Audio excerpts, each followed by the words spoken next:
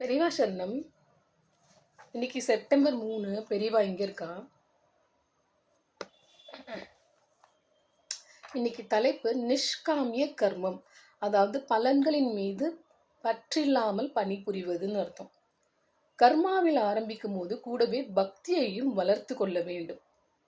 அனைத்து கர்மங்களுக்கும் பலன் தருபவனாகிய ஈஸ்வரனை நினைத்து அவன் பாதத்தில் கர்ம பலனை அர்ப்பணிக்காத பட்சத்தில் நிஷ்காமியம், அதாவது பற்றின்மை என்று செய்யப்படும் கர்மா எல்லாம் வரட்டென்றே இருக்கும். விரைவிலேயே அழுத்தும் போய்விடும்.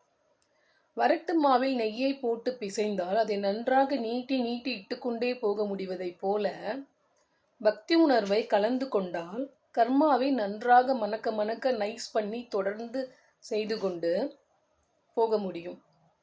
ஈஸ்வர பக்தியையும் துவைதமாய் நின்றுவிட்டால் போதும் என்ற எண்ணம் ஏற்படாமல் பார்த்து கொள்ள வேண்டும்.